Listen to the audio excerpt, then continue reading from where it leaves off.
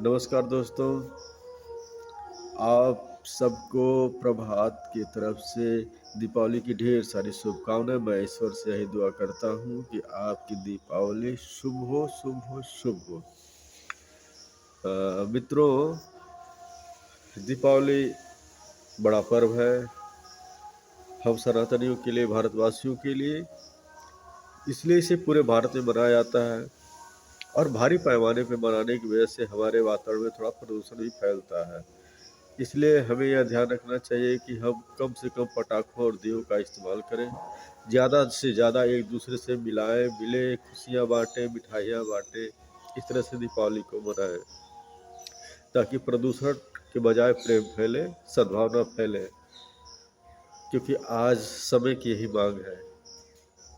प्रदूषण से ज़्यादा समानता और प्रेम ही फैलाया जाए। तो इस तरह से। और दूसरी जी, हम जो लक्ष्मी गणेश की दीपावली मनाते हैं, ये एक फेक है। कृपया थोड़ा अध्ययन करें, यूट्यूब पे जाएं या किसी भी सोशल मीडिया पे जाएं और दीपावली की मूल पद्धति के बारे में जानें, ताकि हम जो दीपावली मनाते हैं किस तरह मनाते हैं, कैसी मनाते हैं, इसके बारे में हमें जानना बहुत ज़रूरी है। हम कोई फेक चीज़ें मनाएं। आज पढ़ा लिखा समाज है, उसके बावजूद भी हम बहुत सारे फेक त्यौहार मनाते हैं जिसका कोई सिद्धांत नहीं होता है। मूल सिद्धांत हम भूल चुके हैं।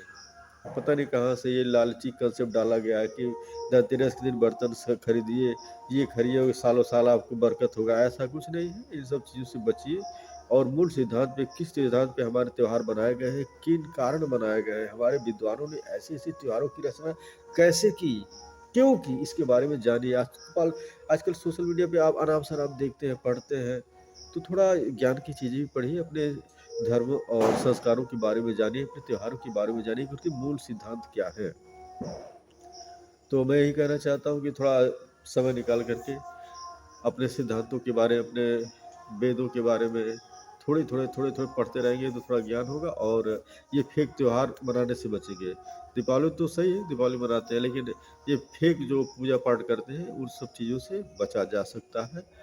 और मान लीजिए हम जो त्यौहार मनाते हैं, अगर कोई पूछे कि भाई आप ये त्यौहार क्यों मनाते हैं, तो हमारे पास क्या जवाब होता है? वही फेक जवाब, लक्ष्मी गणेश का पूजन। नहीं, ये नहीं है।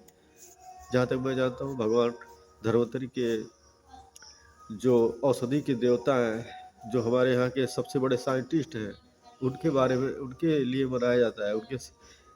तो अब ज़्यादा मुझे पता नहीं है, लेकिन जहाँ तक मैं जानता हूँ कि इन्हीं के लिए मनाया जाता है। और भगवान रामचंद्र जी अयोध्या वापस आए थे और उस वजह से दीपोत्सव का प्रचलन शुरू हुआ, तो कुछ चीज़ें जुड़ गई आपस में संयोगवश, तो इसलिए मनाया जाता है। लेकिन सब मिला करके हमारे पूर्वजों ने बहुत दूरदर्शी विचारधारा से त्योहारों की रचना की, जिसकी वजह से दुनिया की डीजीपी गिरती है, हमारे यहाँ की डीजीपी हमेशा चलती रहती है और दुनिया की नज़रें हमारे ऊपर टिकी रहती है।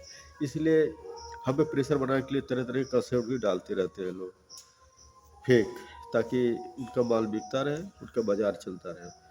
लेकिन जेब तो हमारा खाली होता है ना। तो अपनी जेब बचाने के लिए हमें थोड़ा शास्त्रों का अध्ययन कर लेना चाहिए और सही चीज़ें जान लेनी चाहिए। तब हम सही मायने में दीपावली या अपने त्यौहार मना पाएंगे। तो दोस्तों, मेरा निवेदन है कि थोड़ा ज्ञान अर्जित कर लें और सही सिद्धांत पर त्यौहार मनाएं।